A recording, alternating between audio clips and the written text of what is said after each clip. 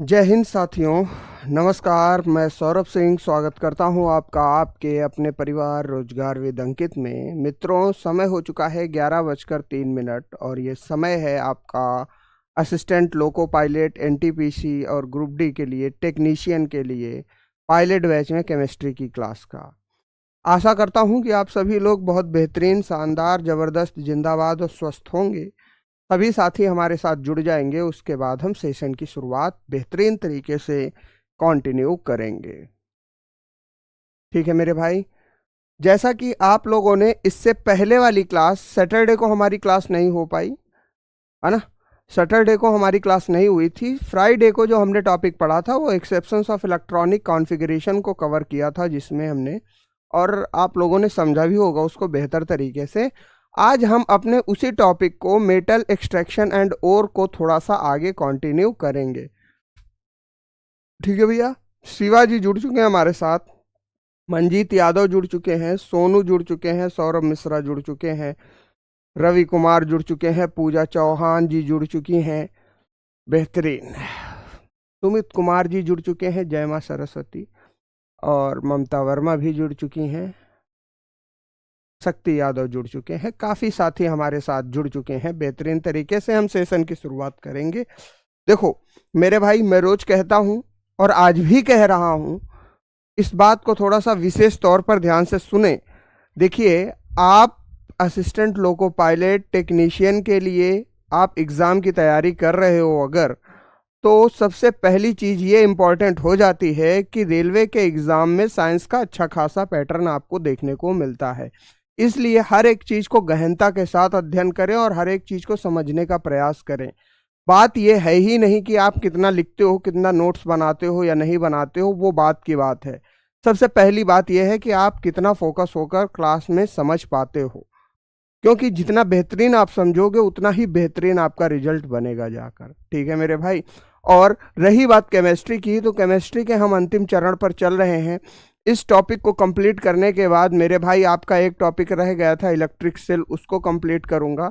थोड़ा सा न्यूलैंड और डॉवर्नियर के ट्राइट्स के बारे में हम बात करेंगे। फिर उसके बाद हमारा लास्ट टॉपिक स्टार्ट हो जाएगा, कार्बन एंड इट्स कंपाउंड। ठीक है मेरे भाई, कोई दिक्कत यहां तक किसी को? रही बात प्रैक्टिस सेट के लिए, अगर आप यहां से क्लास देख रहे हो तो शाम को 6:30 बजे प्रैक्टिस सेट पर जरूर आया करो।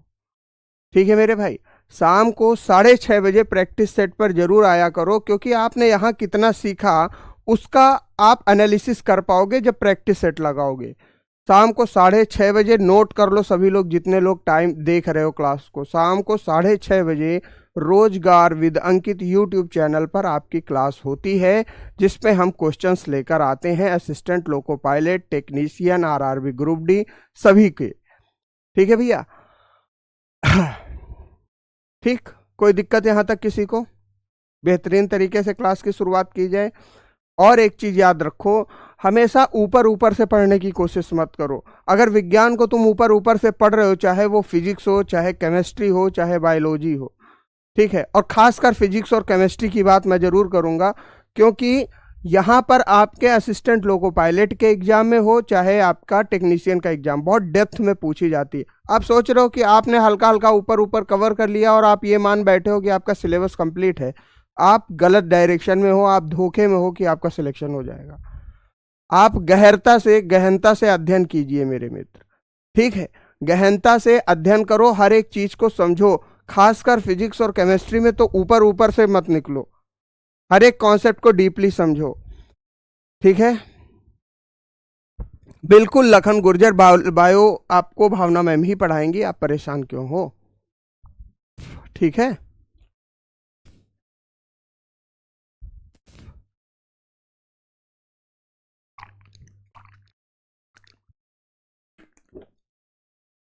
चलिए क्लास की शुरुआत करते हैं हम। ठीक, चलिए।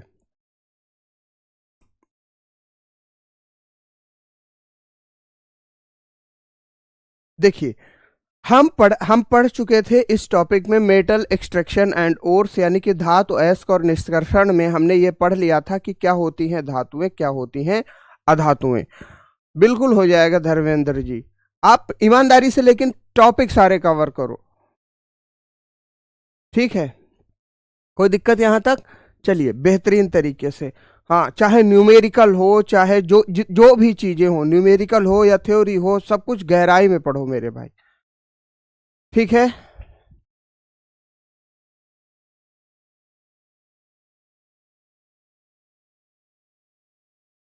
ठीक, चलिए शुरुआत करते हैं। अगर हम बात करें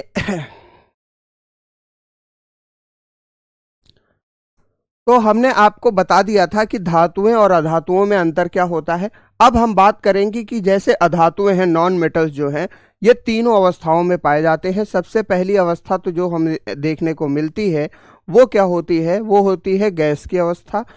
अधातुएं लिक्विड की अवस्था में भी पाई जाती हैं और सॉलिड्स यानी कि ठोस की अवस्था में भी पाई जाती हैं, ठीक है मेरे मित्र। तो पहले हम देखते हैं अधातुएं कितनी कितनी अवस्थाओं में पाई जाती हैं और उनकी क्या क्या अवस्थाएं होती हैं। देखो, अगर हम लिखें अधातुएं यानी कि नॉन मेटल्स, ठीक है गुरुजी, कोई समस्या नहीं। अगर हम देखें तो इनकी अवस्थाएं कितनी होंगी? इनकी अवस्थाएं होंगी बाबूजी तीन। एक तो ये सॉलिड्स में भी पाई जाएंगी, सॉलिड्स यानी कि ठोस में भी पाई जाएंगी, ठीक है सर, कोई दिक्कत नहीं। दूसरा, ये लिक्विड्स में भी पाई जाएंगी, लिक्विड्स में यानी कि द्रव में भी पाई जाएंगी, ठीक है गुरुजी।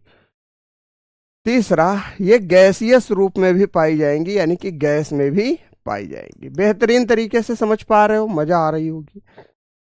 अब देखो क्या होती हैं, कौन सी धातुएं होती हैं सॉलिड, कौन सी होती हैं लिक्विड।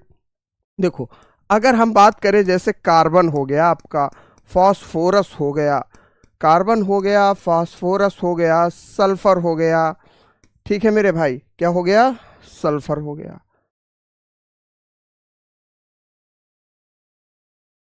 सल्फर हो गया, ठीक है मेरे दोस्त, बोरॉन हो गया, सिलिकॉन हो गया, ये एटसेट्रा लिख देते हैं, है ना, एटसेट्रा यानी कि इत्यादि। ये सारी धातुएं किस में पाई जाएंगी? ठोस में पाई जाएंगी। अब मेरे मित्र बात उठती है कि सर अधातुओं में द्रव में कौन पाया जाएगा? तो अर अधातुओं में द्रव में पाया जाएगा मेरे भाई ब्रोमीन। क्या पाया जाएगा? ब्रोमीन पाया जाएगा, ठीक है भैया, ठीक, कोई दिक्कत? ठीक, यहां तक किसी को कोई समस्या?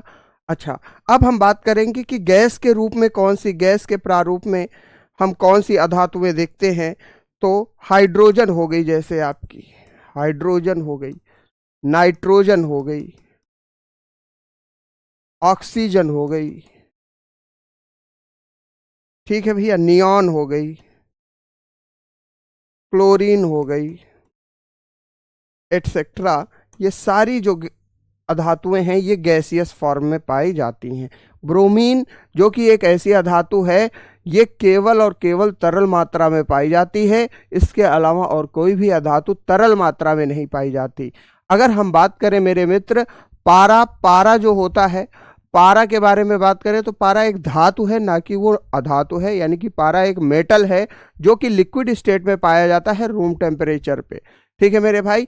तो अगर धातुओं में तरल पदार्थ की बात करें तो क्या होगा? पारा होगा, और अधातुओं में तरल पदार्थ की बात करें तो क्या होगा? ब्रोमीन होगा। इसको जरूर मार्क कर लीजिए क्योंकि ये कई बार रेलवे में पूछा गया प्रश्न है ब्रोमीन का, ठीक है मेरे भाई। ब्रोमीन का निम्नलिखित में से कौन सी अधातु तरल रूप में पाई जाती है? तो ऑप्शन आपके माइंड में तुरंत क्लिक करना चाहिए, ब्रोमीन। ये कई बार पूछा गया प्रश्न है, ठीक है मेरे मित्र, यहां तक किसी को कोई समस्या? चलिए अब हम आगे बात करते हैं थोड़ा सा। अब कॉन्सेप्ट क्या आता है मेरे भाई? धातुओं के रासायनिक गुणों के बारे में हम बात करेंगे। किसके बारे में? धातु के रासायनिक गुण के बारे में बात करेंगे, रासायनिक गुण के बारे में बात करेंगे, यानी कि केमिकल प्रॉपर्टीज ऑफ मेटल्स, ठीक है भैया, केमिकल प्रॉपर्टीज ऑफ मेटल्स। यहां से बहुत बढ़िया प्यारे क्वेश्चन उठेंगे, बहुत ध्यान से समझना। क्या है गुरुजी केमिकल प्रॉपर्टीज ऑफ मेटल्स? देखो, अगर हम देखें तो केमिकल प्रॉपर्टीज ऑफ मेटल में सबसे पहली जो रासायनिक प्रवृत्ति आती है किसी भी धातु की, वो होती है दहन, यानी कि किसी भी चीज का जलना, जिसको आप कंबस्टन के नाम से भी जानते हो। क्या होता है गुरुजी? दहन में क्या उत्पन्न होता है? अगर आप देखोगे तो दहन के बारे में कॉन्सेप्ट ये है कि जब हम किसी भी चीज की ऑक्सीजन के साथ अभिक्रिया कराते हैं, क्यों? देखो, दहन में आग होती है और आग का प्रमुख घटक ऑक्सीजन होता है। ठीक है भैया, आग का प्रमुख घटक ऑक्सीजन होता है। जब किसी भी तत्व का हम दहन करते हैं या किसी भी पार्टिकल को हम जलाते हैं, कंबस्टन करते हैं, तो उसके साथ साथ प्रकाश एनर्जी यानी कि लाइट एनर्जी जनरेट होती है, प्लस उसके साथ में और क्या जनरेट होगा मेरे भाई? ऊष्मा यानी कि हीट एनर्जी जनरेट होगी। तो दहन क्या है मेरे मित्र? अगर हम बात करें तो एक ऐसी प्रक्रिया है जिसके कारण दो ऊर्जाएं उत्पन्न होती हैं, एक लाइट एनर्जी और एक आपकी हीट एनर्जी। बताइए चेतन कुमार, आपका जवाब क्या है मेरे मित्र? जल्दी से बताइए, ठीक है ना? ठीक, कोई दिक्कत? बिल्कुल पूछ लीजिए चेतन जी, है ना? क्या जवाब, क्या प्रश्न है आपका, पूछ सकते हो आप, है ना? हो सकता है आपने पूछा हो, कई बच्चे हैं तो ऊपर आपका सवाल निकल गया हो। ठीक, कोई दिक्कत यहां तक? क्लियर है? Concept clear?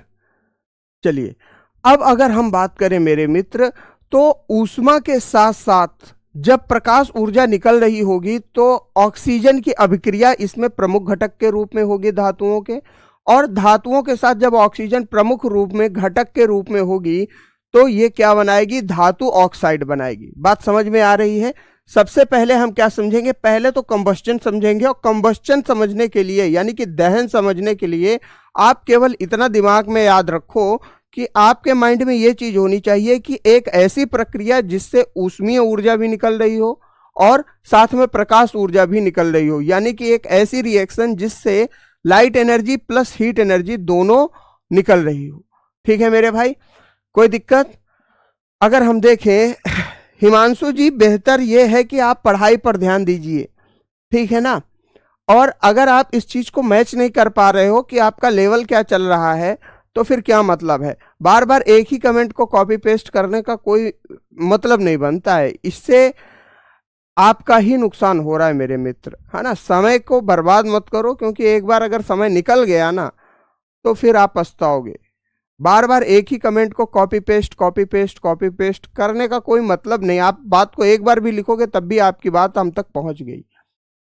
ठीक, आप अपनी पढ़ाई पर फोकस करो, अपने सिलेबस को मैच करो, बस सिलेबस को मेंटेन करना आपका काम है, क्योंकि मैं तो पढ़ा रहा हूं आपको, आप कितना सीख रहे हो, आप कितना मेंटेन कर रहे हो सिलेबस, इस बात से आपका सिलेक्शन होगा, है ना? ये जो कमेंट कर रहे हो, ठीक है, एक बार मैंने सुन लिया आपकी बात, उसको बार बार लिखने का कोई मतलब नहीं है मेरे मित्र, ठीक है? चलिए, अब यहां पर फोकस करते हैं। कम से कम लगो तो कि हाँ पढ़ने वाले स्टूडेंट हो आप, है ना? देखिए, धातु के रासायनिक गुण के बारे में अगर हम बात करेंगे तो मेरे मित्र, धातु का रासायनिक गुण क्या कहता है? सबसे पहले हम बात करेंगे दहन के बारे में। दहन यानी कि जिसको अंग्रेजी में कंबस्टन कहा जाता है, कंबस्टन कहा जाता है, ठीक है गुरुजी, या बर्निंग के नाम से भी हम इसको जानते हैं, ठीक है सर। क्या होता है गुरुजी ये? अगर हम देखें तो इसमें प्रोसेस क्या होता है? एक ऐसी रिएक्शन है, ए reaction in which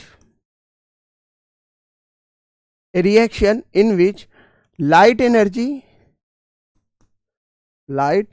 energy and heat energy is produced, and heat energy is produced। और ये क्वेश्चन रेलवे में आया हुआ है मेरे मित्र, as it is same question पूछा गया है आपसे, है ना? A reaction in which light energy and heat energy is produced is known as combustion, और बर्निंग। कंबस्टन या फिर बर्निंग। ठीक, अगर हम हिंदी वाले छात्रों के लिए लिखें तो क्या लिख सकते हैं? एक ऐसी अभिक्रिया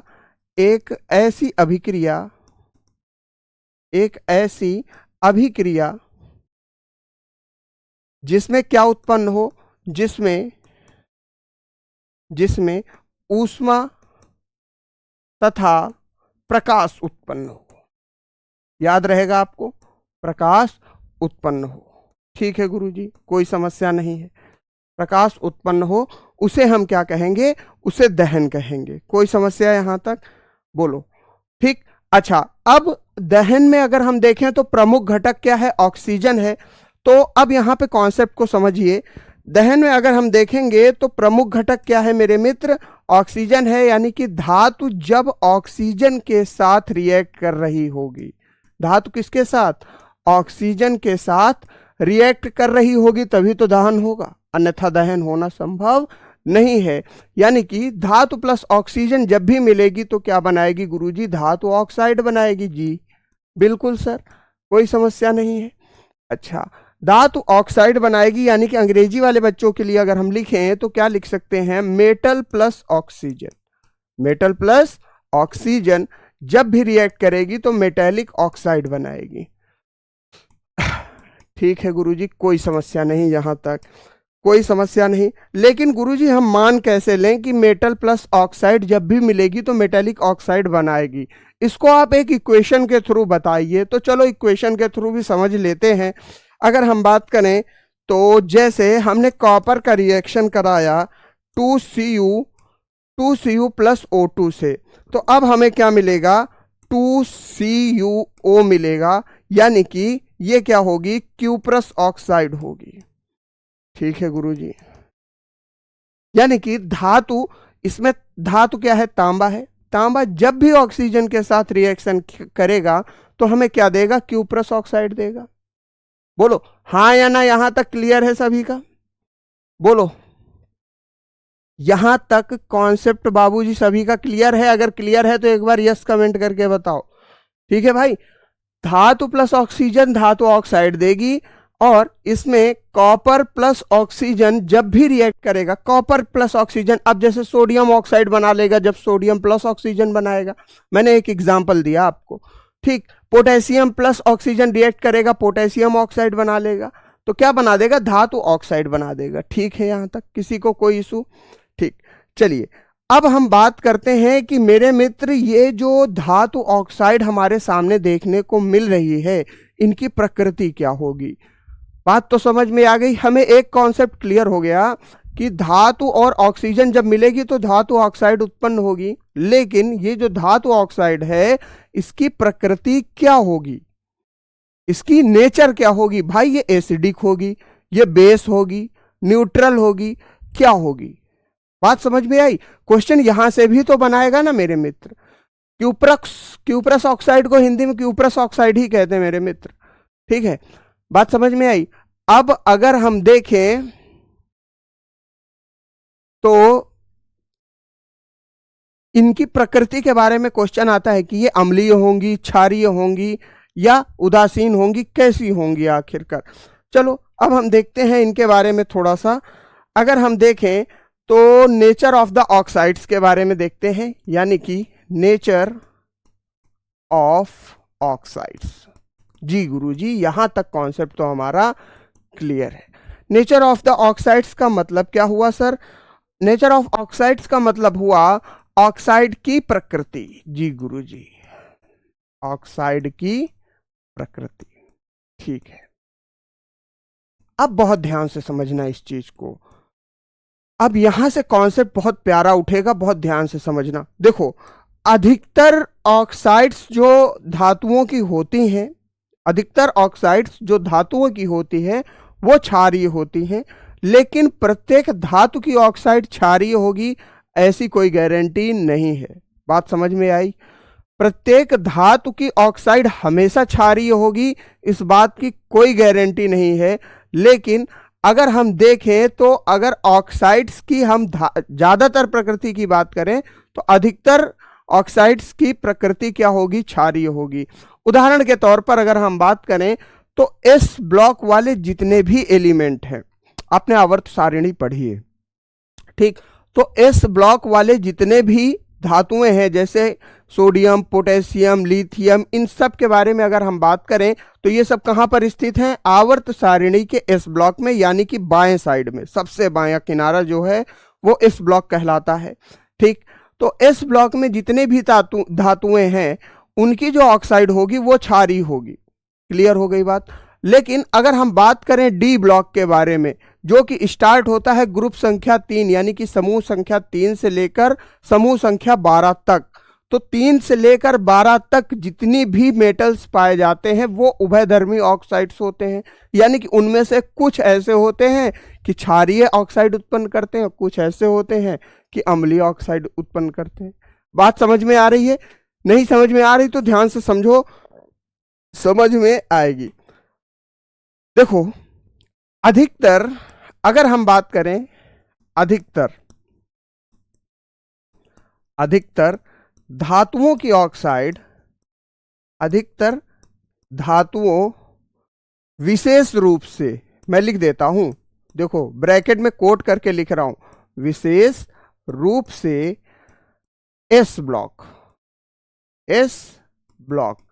अब आवर्त सारिणी अगर तुमने पढ़ी होगी ध्यान से तो एस ब्लॉक आप जानते होंगे। अगर आप एस ब्लॉक नहीं जानते हैं तो इसका मतलब आपने आवर्त सारिणी नहीं पढ़ी, और आवर्त सारिणी मेरे मित्र आपने नहीं पढ़ी तो स्वाभाविक सी बात है मेरे भाई, आप जाइए पहले आवर्त सारिणी की क्लास को देखिए, वो भी करा दी जा चुकी है। ठीक है मेरे भाई। अधिकतर धातुओं विशेष रूप से एस ब्लॉक के धातु की ऑक्साइड, धातु की ऑक्साइड, ऑक्साइड क्षारीय होती है। कैसी होती है? क्षारीय होती है जी गुरुजी, क्षारीय होती है, ठीक। परंतु लेकिन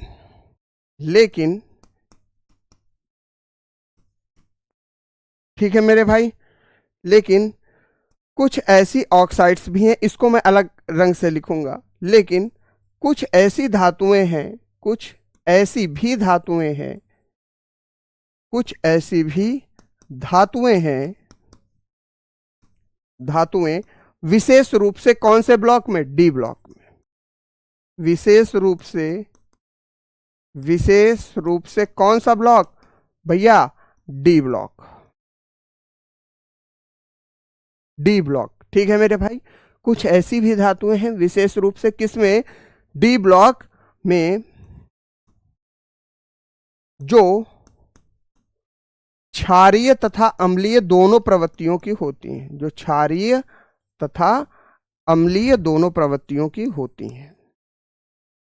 ठीक है भैया, अम्लीय दोनों प्रवृत्तियों की होती हैं जी गुरुजी, ये होती है। कोई समस्या यहां तक? किसी को कोई डाउट? अगर हम अंग्रेजी में लिखें तो most of the metals are, क्या लिखेंगे मेरे भाई? Most of metallic oxides, metallic oxides specially of S group, S group, S block लिख देता हूं, S block, S block are basic in nature, are basic in nature, but some metallic oxides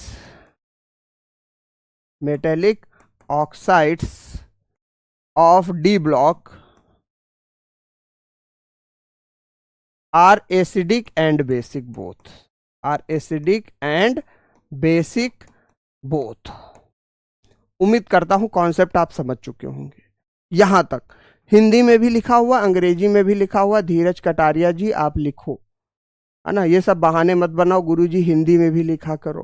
Hindi में भी लिखा हुआ, बड़ा बड़ा लिखा हुआ है, और अंग्रेजी में भी लिखा हुआ। बाइलिंगुअल आपको क्लास देने का मतलब क्या होता है कि आपको क्लास दोनों भाषाओं में मिल रही है। ठीक, और अगर आप लिखने के बजाय केवल हिंदी अंग्रेजी करते रहोगे तो स्वाभाविक सी बात है आप सिलेक्शन की रेस में बहुत पीछे हो जाओगे, है ना। सिलेक्शन के लिए ईमानदारी से काम करिए। क्लास हिंदी में भी आपके सामने उपस्थित है, अंग्रेजी में भी उपस्थित है, आप जिस भी भाषा में सहज हो आप लिख लो। ठीक है मेरे भाई, ये बात तो क्लियर हो गई होगी आपकी।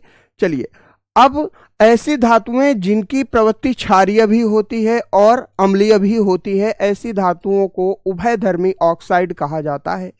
क्या कहा जाता है मेरे मित्र? उभयधर्मी ऑक्साइड कहा जाता है। ठीक है, अगर हम बात करेंगे तो उभयधर्मी ऑक्साइड क्या होती है? उभयधर्मी ऑक्साइड्स,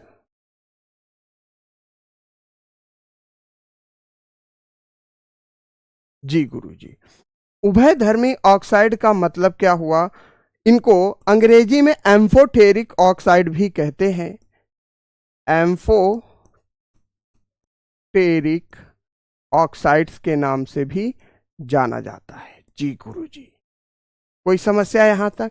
अच्छा गुरुजी, होती क्या है ये एम्फोटेरिक? तो अगर हम बात करें तो वे ऑक्साइड जो क्षारक, अम्ल और क्षारक दोनों से, वे ऑक्साइड जो अम्ल तथा क्षारक, ध्यान से सुनना, अम्ल तथा क्षारक दोनों से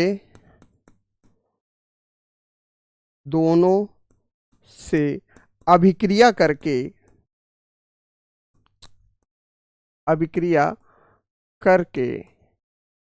क्या प्रदान करें आपको? नमक और जल प्रदान करें। क्या प्रदान करें भैया? ऐसी ऑक्साइड जो अम्ल और क्षारक दोनों से अभिक्रिया करके क्या प्रदान करें मेरे भाई? नमक और जल प्रदान करें, और जल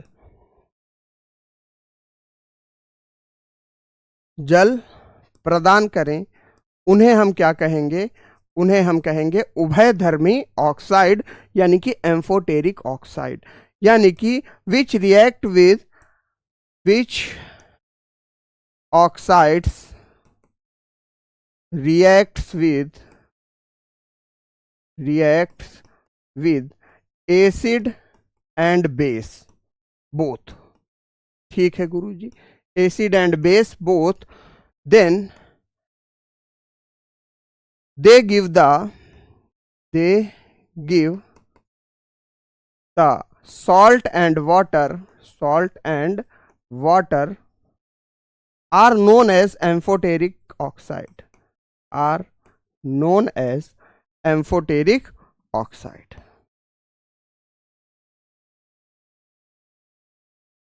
गुरुजी एग्जाम्पल एक आध बता देते तो ज्यादा बेहतर रहता। बिल्कुल, देखो अगर हम बात करें तो उदाहरण के तौर पर हम यहां पर क्या लिख देंगे? लेड ऑक्साइड आप ले लो, पीबीओ। पीबीओ को क्या कहा जाता है? लेड ऑक्साइड, यानी कि जब लीड के साथ ऑक्सीजन की अभिक्रिया होती है, लीड के साथ ऑक्सीजन की अभिक्रिया होती है तो लेड ऑक्साइड बनता है। और ये क्या है? उभयधर्मी ऑक्साइड है, यानी कि एम्फोटेरिक ऑक्साइड है। दूसरा अगर हम देखें तो जिंक ऑक्साइड को भी आप यहां पर कंसीडर कर सकते हो। तीसरा Fe3O4 को भी आप यहां पर कंसीडर कर सकते हो, एटसेट्रा। ऐसी कई ऑक्साइड्स हैं। ये सारे तत्व कहाँ पाए जाते हैं? डी ब्लॉक में पाए जाते हैं। और ऐसे कई ऑक्साइड्स हैं जो उभयधर्मी ऑक्साइड बनाते हैं। ठीक है भैया, यहां तक कॉन्सेप्ट उम्मीद करता हूं मैं आपको एक एक पॉइंट टू पॉइंट समझ में आ गया होगा। क्लियर हो गई बात? ऑक्साइड्स के मामले में सारी बात क्लियर हो गई, हाँ या ना? ठीक ठीक दीपू बघेल जी, इसके बाद आपका एक टॉपिक और बचा हुआ है, यानी कि इस वीक में हम सिलेबस को कंप्लीट कर देंगे केमिस्ट्री के, है ना। परेशान मत हो, अभी आप पढ़ो। ठीक, यहां तक क्लियर हो गई बात? बोलो। ठीक है, हाँ हर्षित मलिक जी क्या कह रहे हैं? ठीक है हर्षित मलिक जी, मैं उतनी देर से समझा रहा हूं, आप समझ ही नहीं रहे हो, तो इसमें हमारा क्या कसूर? मैंने ऐसा कोई भी कॉन्सेप्ट नहीं लिखा हुआ है जिसके बारे में आपको बताया ना हो। पहले मैं समझाता हूँ, उसके बाद लिखवाता हूँ। तो पहले आप समझो फिर लिखो, अगर आप चाहते हो लिखना तो, नहीं तो पीडीएफ आपके लिए अवेलेबल है। ठीक है भैया, बोलो यहां तक सभी का कॉन्सेप्ट क्लियर है? अगर सभी का कॉन्सेप्ट यहां तक क्लियर है, एक बार कमेंट में यस लिखेंगे, उसके बाद हम आगे बढ़ते हैं। ठीक है भैया, एक बार कमेंट में यस लिखकर हमें सूचित कर दो कि हाँ भैया ऑक्साइड तक मामला क्लियर है, कोई दिक्कत नहीं। ठीक, चलिए बेहतरीन। श्याम सुंदर जी का कमेंट आ चुका है, यस। ठीक, कोई दिक्कत? चलिए, हाँ बेहतरीन, सभी साथियों का कमेंट आने लगा है, क्लियर है। चलिए अब हम आगे बढ़ते हैं। देखो अब क्या आता है, अगर हम बात करें तो अधिकांश जो धातु ऑक्साइड होती हैं वो क्या होती हैं, पानी में घुलनशील नहीं होती। क्या होती हैं? पानी में। अब यहां से भी कॉन्सेप्ट को बहुत ध्यान से समझिएगा। अगर हम बात करें तो यहां पर ध्यान से देखिएगा, अगर हम बात करें तो अधिकांश जो धातु होती हैं, अधिकांश धातु ऑक्साइड पानी में घुलनशील नहीं होती। पानी में अघुलनशील है या घुलनशील नहीं होती। पानी में घुलनशील नहीं होती, घुलनशील नहीं होती। परंतु कुछ ऐसे अपवाद भी हैं, कुछ ऐसी ऑक्साइड्स भी हैं जो पानी पे मिलकर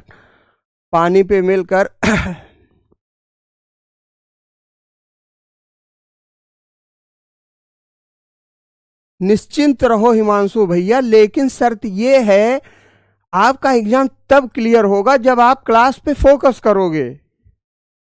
अगर एक क्वेश्चन आपको पेपर में, मैं खुला कह रहा हूं, नोट कर लो इस बात को, अगर आपको एक क्वेश्चन हमारी पढ़ाई हुई क्लास से बाहर या इसी के आधार पे ऐसा कोई कॉन्सेप्ट आ जाए, कोई ऐसा क्वेश्चन आ जाए जो क्लास में डिस्कस ना किया गया हो, ठीक, या उसका कोई भी कॉन्सेप्ट क्लास में ना बताया गया हो, इसी कॉन्सेप्ट के आधार पर एक एक क्वेश्चन आपको रेलवे में छपा हुआ मिलेगा। बस शर्त यह है कि तुम पढ़ना तो शुरू करो।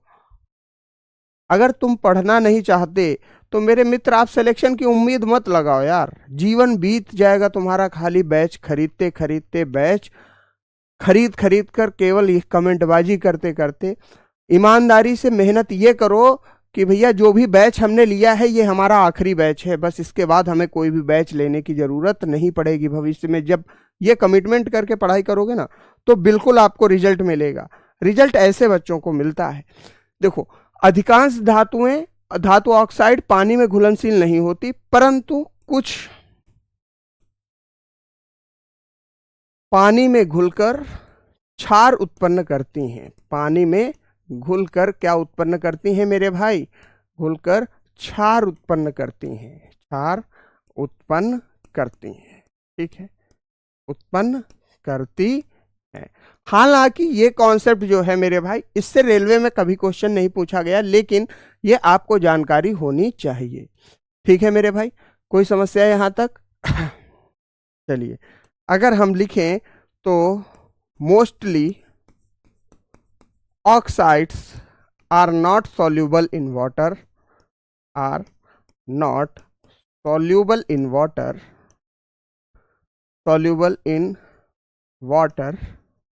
but some dissolves in water and gives base. Some dissolve in water and gives base. ठीक है गुरुजी, gives base। यहां तक क्लियर हो गई बात? जी गुरुजी, कॉन्सेप्ट ये वाला भी क्लियर हो गया। चलिए अब हम थोड़ा सा और आगे बढ़ते हैं। अगर हम देखें, अगर हम इस कॉन्सेप्ट के बाद देखें तो हमारे पास अगला कॉन्सेप्ट क्या आ जाएगा मेरे भाई? अगर देखें हम तो अधिकांश जो धातुएं हैं वो इतनी क्रियाशील होती हैं कि उनको अगर हम देखें तो वो जैसे ही ऑक्सीजन के संपर्क में आती हैं या वातावरण में वायु के संपर्क में आती हैं तो तुरंत क्या पकड़ लेती हैं? आग पकड़ लेती हैं। ठीक है, देखिए इसको मैं लिख देता हूं। कुछ धातुएं अत्यधिक क्रियाशील होती हैं, अत्यधिक क्रियाशील होती हैं, अत्यधिक क्रियाशील होती हैं। जी गुरुजी, अत्यधिक क्रियाशील होती हैं जो वायु के संपर्क में आते ही, वायु के संपर्क में आते ही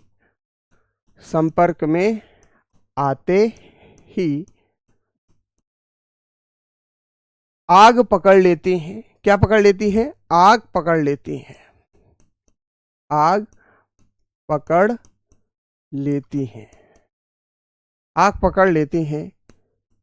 इसलिए इन्हें केरोसिन में डुबोकर रखा जाता है। इसमें रखा जाता है, केरोसिन तेल में डुबोकर रखा जाता है।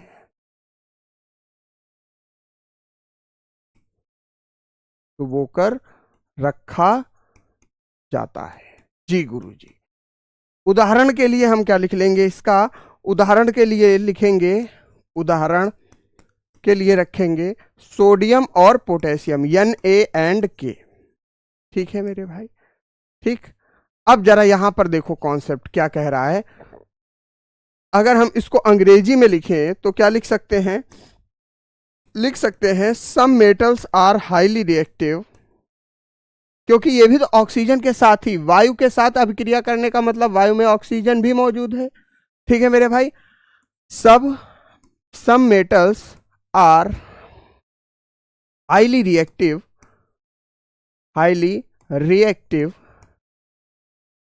when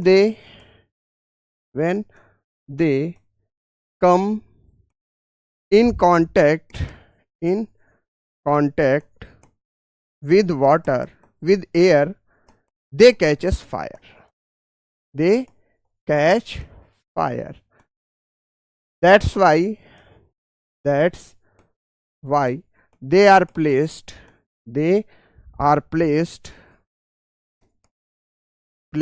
in kerosene oil। किसी को कोई समस्या? एग्जाम्पल के लिए सोडियम एंड पोटेशियम हम लिख सकते हैं Na&K। ठीक, चलिए यहां तक कॉन्सेप्ट उम्मीद करता हूं मैं आपको समझ में आ रहा होगा। एक मेरे दोस्त का प्रश्न है, वो बच्चा ये कह रहा है कि गुरुजी सोडियम आग क्यों पकड़ लेता है, थोड़ा सा इसको बताइए। देखो ये सिलेबस में नहीं है यार, लेकिन फिर भी अगर तुम जानना चाहते हो तो मैं बता रहा हूं और इसको नोट कर लो एक जगह पर। एक पूछ रहे हैं आजाद चौहान, अमलगम क्या होता है? देखो अमलगम, अगर आजाद चौहान हम बात करें तो जब भी पारे के साथ, यानी कि जो मरकरी के साथ कोई भी धातु आप मिक्स करोगे तो वो क्या बन जाएगी? अमलगम बन जाएगी। क्लियर हो गई बात? आजाद चौहान यस जरूर टाइप कर दिया करो जब आंसर आप तक पहुंच जाया करे। ठीक है आजाद चौहान जी, अमलगम यानी कि जब पारे के साथ जब कोई भी धातु मिश्र की जाती है तो उसे हम क्या कहेंगे? अमलगम कहेंगे। अच्छा, अब एक बच्चे का प्रश्न है गुरुजी सोडियम आग क्यों पकड़ लेता है? देखो अब यहां पे कॉन्सेप्ट समझो। सोडियम का एटॉमिक नंबर होता है 11, Na बराबर 11 होता है। ठीक है गुरुजी, अगर हम इसको रखेंगे तो 2 8 1 इसका इलेक्ट्रॉनिक कॉन्फ़िगरेशन होगा। जी सर। अब देखिए अगर हम देखें तो सोडियम का अगर हम परमाणु क्रमांक के आधार पर देखें तो ये हमारा नाभिक हो गया, यानी कि यहाँ पे प्रोटॉन होगा, ये न्यूट्रॉन होगा। ठीक है सर। अगर हम बाहर देखें तो एक इलेक्ट्रॉन होगा, 2 इलेक्ट्रॉन घूम रहे होंगे इसकी पहली कक्षा में। क्यों, किस आधार पर? आपको पहले मैंने बताया है 2n² के आधार पर। ठीक है गुरुजी। दूसरी कक्षा में कितने घूम रहे होंगे? 8 इलेक्ट्रॉन घूम रहे होंगे। जी 1 2 3 4 5 6 7 और एक यहां रख दो 8। ठीक, तीसरी कक्षा भी होगी, एक तीसरी कक्षा भी होगी जिसमें 1 इलेक्ट्रॉन घूम रहा होगा। अब देखो सोडियम इतना रिएक्टिविटी क्यों है, इतना सोडियम जो है इतना अभिक्रियाशील क्यों है? क्योंकि अब गुरुजी ये एक एक्स्ट्रा इलेक्ट्रॉन इसके पास आ गया है, लेकिन अब धातुओं का किसी भी परमाणु के स्थिर होने के लिए शर्त यह है कि इसकी बाहरी कक्षा में यानी कि आउटर मोस्ट ऑर्बिट में 8 इलेक्ट्रॉन होने चाहिए। तो सोडियम की बाहरी कक्षा में है केवल 1 इलेक्ट्रॉन। अब इसके पास दो विकल्प बनते हैं कि या तो ये 7 इलेक्ट्रॉन किसी से मांग के लाए, या तो अपना 1 इलेक्ट्रॉन किसी को दे दे, तो ये वाली कक्षा ही खत्म हो जाएगी। अगर ये 1 इलेक्ट्रॉन किसी को दे देगा तो हमारे पास सोडियम की सबसे बाहरी कक्षा ये तीसरी कक्षा आ जाएगी, दूसरी वाली कक्षा जिसमें ऑलरेडी 8 इलेक्ट्रॉन मौजूद हैं। ठीक है मेरे भाई, दो विकल्प बचते हैं। तो अगर हम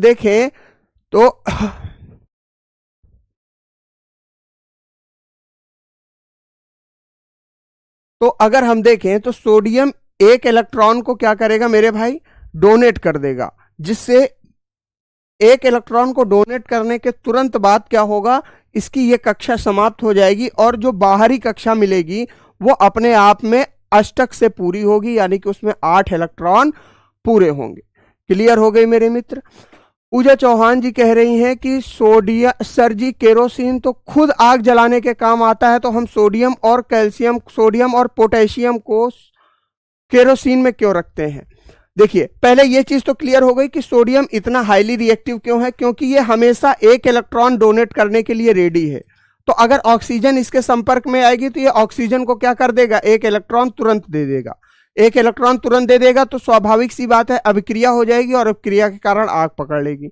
ये वाला आपका कॉन्सेप्ट उम्मीद करता हूं मैं क्लियर हो गया होगा। जिस भी बच्चे ने, मैं तो नाम भूल गया, जिस बच्चे ने ये पूछा था सोडियम आग क्यों पकड़ता है, क्लियर हो गई बात। अच्छा, अब पूजा चौहान जी आपका प्रश्न ये है कि गुरुजी ऑक्सीजन केरोसिन में तो खुद आग जलाने का काम करता है, तो इसमें हम सोडियम और कैल्शियम क्यों रखते हैं। देखिए, अगर आपके अंदर कोई भी प्रश्न है तो बिल्कुल मैं उसका जवाब दूंगा, लेकिन ये चीजें सिलेबस से बाहर है। आप जानना चाहते हो, उत्सुकता है आपके अंदर, बिल्कुल आप पूछिए, ये आपका हक है। ठीक है ना। तो आप समझो, अगर हम केरोसिन ऑयल के बारे में बात करें तो केरोसिन ऑयल में ऑक्सीजन का कोई भी घटक नहीं पाया जाता। केरोसिन ऑयल मुख्यतः किससे बना हुआ है, केरोसिन ऑयल के बारे में अगर हम बात करें, ध्यान से समझना पूजा जी, केरोसिन तेल जो है मेरे मित्र, ये किसका है, एक खनिज तेल है। जी गुरुजी, ये क्या है, एक प्रकार का खनिज तेल है, यानी कि मिनरल ऑयल है। ठीक, दूसरी चीज, इसका प्रमुख घटक होगा कार्बन। क्या होगा, कार्बन होगा।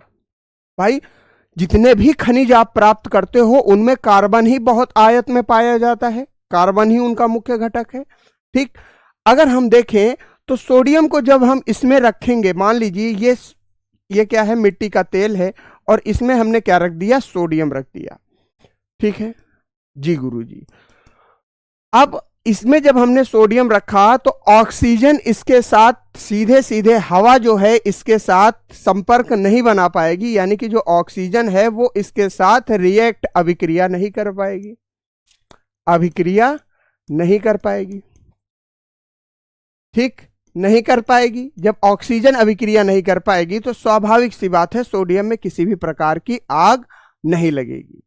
ठीक, नविता कुमारी कह रही हैं सर पहली बार पता चला सोडियम का कॉन्सेप्ट। क्लियर हो गया यहां तक। ठीक, तो जब ऑक्सीजन अभिक्रिया नहीं कर पाएगी तो इसमें आग नहीं लगेगी, स्वाभाविक सी बात है। दूसरी चीज, अच्छा गुरुजी ऑक्सीजन अभिक्रिया नहीं कर पाएगी, लेकिन अब आप लोगों के दिमाग में ये आ रहा होगा तो सोडियम अगर इतना हाईली रिएक्टिव है तो ये कार्बन के साथ क्यों नहीं अभिक्रिया कर लेगा सर, कोई जरूरी उसको आग। देखो, सोडियम अगर ऑक्सीजन के साथ बाहर रहकर वायु में अभिक्रिया कर सकता है तो ये पेट्रोल के अंदर रहकर कार्बन से क्यों अभिक्रिया नहीं करेगा, नहीं करेगा। कारण है क्यों, क्योंकि अगर हम देखें तो कार्बन होता है टेट्रावैलेंट, यानी कि गुरुजी इसका मतलब क्या हुआ, हिंदी में बताओ थोड़ा सा। कार्बन की वैलेंसी होती है 4, कार्बन को चाहिए 4 इलेक्ट्रॉन, सोडियम के पास है 1। भाई तुम्हें चाहिए 4 रुपए, मेरे पास है 1 रुपया, तो हम तुम्हें 1 रुपया दे देंगे, फिर भी तुम्हारे पास 3 रुपए की तो कमी होगी ना, तुम्हारे पास 3 रुपए की तो कमी फिर भी बनी रहेगी, यानी कि तुम परिपूर्ण नहीं हुए। तुम्हें 1 रुपए देने से मैं पूरा हो गया, मेरा कंप्लीट हो गया काम, लेकिन अभी भी तुम्हारे पास कमी तो 3 रुपए की बनी हुई है। तो अगर हम कार्बन को देखें तो कार्बन के पास 3 इलेक्ट्रॉनों की ऑलरेडी और कमी है, यानी कि उसे और 3 लोग चाहिए जिससे वो अपने अष्टक को पूरा करे, तभी ना अभिक्रिया होगी। बात समझ में आई? तो इसलिए अगर हम इसको केरोसिन ऑयल में रखेंगे तो कभी भी आग नहीं पकड़ेगा। क्लियर हो गई बात?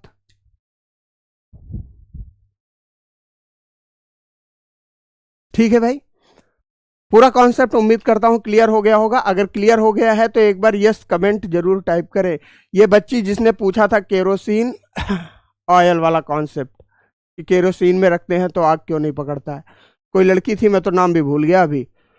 ठीक है, क्लियर हो गया, क्वेश्चन आप तक सॉल्यूशन पहुंच गया होगा, ऐसी मैं उम्मीद करता हूं। ठीक है, क्या नाम है उसका दिखाना थोड़ा, पूजा चौहान जी, हाँ पूजा चौहान। ठीक है, क्लियर हो गया। चलिए अब हम आगे बढ़ते हैं अपने कॉन्सेप्ट पर। देखो अब हम बात करते हैं कि जब ये धातुएं जो हैं ये जल के साथ अभिक्रिया करती है तो क्या रिएक्शन होती है, यानी कि रिएक्शन विद वाटर लिखेंगे। हेडिंग क्या लगाएंगे? Reaction of metal with water. ठीक है भैया, reaction of metal with water. जी गुरुजी, बोलो कॉन्सेप्ट समझ में आया? पूजा चौहान का अभी तक उत्तर नहीं आया, बाकी सब बच्चों ने लिख दिया हाँ सर समझ में आ गया। और सबसे ज्यादा प्रश्न वही, जब तक पूछा नहीं बताया नहीं सबसे दे कॉपी पेस्ट, दे कॉपी पेस्ट, जबरदस्त कॉपी पेस्ट। ठीक है भैया, चलिए बेहतरीन, सभी को समझ में आ गया। दीपू बघेल, श्याम सुंदर, ऋषि कुमार, कुलदीप कुमार, अजय सिंह, स्मार्ट बसंत, सभी को समझ में आ गया कॉन्सेप्ट। याद रखना, इसको नोट कर लेना ना, अगर आगे भविष्य में फिर देखो बहुत लोगों को ये पता होता है सोडियम से हम आग लगा देंगे, लेकिन कैसे लगती है आग ये भी तो जानो यार। विज्ञान पढ़े हुए हो तो विज्ञान के पीछे का कारण समझो, है ना। सोडियम आग पकड़ लेगा, आग पकड़ लेगा, आग पकड़ लेगा, क्यों पकड़ लेगा भाई? सोडियम की कोई जाति दुश्मनी है क्या किसी से जो आग पकड़ लेगा? वो कारण होना चाहिए। एक इलेक्ट्रॉन होता है आउटर मोस्ट सेल में, आउटर मोस्ट सेल में एक इलेक्ट्रॉन होगा तो स्वाभाविक सी बात है वो डोनेट करेगा जिसकी वजह से आग पकड़ लेगा। मुनीष जी कह रहे हैं कि मुनेश कुमार कह रहे हैं उपधातु नहीं पढ़ाया महाराज, अभी हम धातु अधातु उसके बाद उपधातु आती है। ठीक है, कल चलेगी उपधातु। ठीक है प्रभु, कोई दिक्कत? हमने क्या नहीं पढ़ाया ये बता रहे हैं हमको, और खुद कहो कुछ न पढ़े हो। थोड़ा सा ध्यान से पढ़ो, उपधातु जरूर चलेगी प्रभु कल, कोई समस्या यहां तक? चलिए अगर हम बात करें तो जल के साथ अभिक्रिया को देखेंगे। जल के साथ धातु की अभिक्रिया, धातु की अभिक्रिया, धातु की अभिक्रिया। ठीक है भैया, कोई समस्या किसी को? देखो अगर हम बात करें तो धातु ऑक्साइड जब भी जल के साथ, देखो धातु प्लस जल, यानी कि जब कोई भी मेटल क्या करेगा, वाटर के साथ रिएक्शन करेगा, यानी कि कोई भी धातु जब जल के साथ रिएक्शन करेगी तो क्या बनाएगी मेरे भाई? धातु ऑक्साइड बनाएगी। ठीक है सर, और धातु ऑक्साइड बनाने के साथ साथ क्या रिलीज कर देगी? हाइड्रोजन गैस रिलीज कर देगी, हाइड्रोजन गैस रिलीज कर देगी। कोई समस्या? यानी कि कोई भी मेटल जब जल के साथ रिएक्शन करेगा, धातु कोई भी मेटल जब जल के साथ पानी के साथ रिएक्शन करेगा तो मेटेलिक ऑक्साइड बनाएगा प्लस हाइड्रोजन गैस निकल जाएगा। ठीक है ना, कोई दिक्कत यहां तक किसी को? कोई समस्या? चलिए अगर हम बात करें कि गुरुजी ये तो धातु है, धातु का तो सीन समझ में आ गया कि ये धातु ऑक्साइड बना देगी, जल में अभिक्रिया करने से क्यों बनाएगी? रीजन है। देखो धातु जब भी जल के साथ रिएक्शन करेगा, यानी कि जल में होता है H2O, तो धातु के साथ ऑक्सीजन रिएक्ट कर जाएगी। भाई धातु अगर जल के साथ रिएक्शन कर रही है, अभिक्रिया कर रही है, तो जल में क्या है? हाइड्रोजन और ऑक्सीजन है, तो हाइड्रोजन अलग गैस के रूप में उड़ जाएगी, और जब ऑक्सीजन धातु के साथ रिएक्शन करेगी तो क्या बना देगी? धातु ऑक्साइड बना देगी। क्लियर हो गई बात? ठीक, चलिए अगर हम यहां पर देखें तो अब क्या कह रहा है भैया? धातु ऑक्साइड अगर जल के साथ रिएक्शन करता है तो धातु ऑक्साइड प्लस जल के साथ अगर रिएक्शन होता है तो क्या बना देगा, धातु हाइड्रा ऑक्साइड बना देगा, धातु हाइड्रा ऑक्साइड बना देगा मेरे मित्र। जी गुरुजी, ठीक। अगर हम इसको देखें तो हम इसको इंग्लिश में क्या लिख सकते हैं, metal plus water, metal plus water क्या देगा, मेटेलिक ऑक्साइड देगा। जी गुरुजी, मेटेलिक ऑक्साइड देगा प्लस हाइड्रोजन गैस रिलीज हो जाएगी। अगर यहां पर हम देखें तो मेटेलिक ऑक्साइड प्लस वाटर क्या देगा हमें, metallic hydroxide, metallic hydroxide. जी गुरुजी, गुरुजी हम ऐसे नहीं मानेंगे, हमको आप एक समीकरण लिख के दिखाइए जिसमें धातु अपक्रिया कर रही हो, किसके साथ, पानी के साथ। तो देख लो भैया, वो भी देख लो, तुम्हारी कोई इच्छा रह ना जाए। देखो सोडियम जो है, सोडियम रिएक्ट करेगा 2K प्लस किसके साथ, पानी के साथ, 2H2O। ठीक है गुरुजी, तो अब क्या बननी चाहिए, धातु ऑक्साइड बननी चाहिए, बिल्कुल बनेगी मेरे मित्र। तो 2KOH प्लस क्या निकलनी चाहिए, हाइड्रोजन गैस निकलनी चाहिए, निकलेगी, H2 गैस रिलीज हो जाएगी। क्लियर, बोलो कोई समस्या बोलो। ठीक, पोटेशियम का एग्जाम्पल भी ले लेते हैं लगे हाथ, क्योंकि पोटेशियम पे इतनी विस्तार से चर्चा की है हमने। तो 2Na यानी कि ये तो पोटेशियम का एग्जाम्पल हो गया। सोडियम का देख लेते हैं। तो जब सोडियम रिएक्ट करेगा किसके साथ, पानी के साथ, तो ये क्या अभिक्रिया बनाएगा मेरे भाई, सोडियम हाइड्रो ऑक्साइड यानी कि 2NaOH प्लस क्या रिलीज हो जाएगी, हाइड्रोजन गैस रिलीज हो जाएगी। क्लियर, बोलो।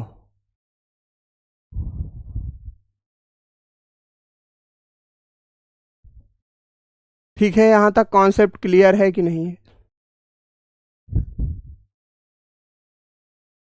अटल कुमार पटवा कह रहे हैं कि सर Na के बाहरी कक्षा में 1 इलेक्ट्रॉन, ठीक है, हाँ बाहरी कक्षा में 1 इलेक्ट्रॉन, और O की बाहरी कक्षा में 6 होते हैं, बिल्कुल होते हैं, ऑक्सीजन के मतलब, ठीक।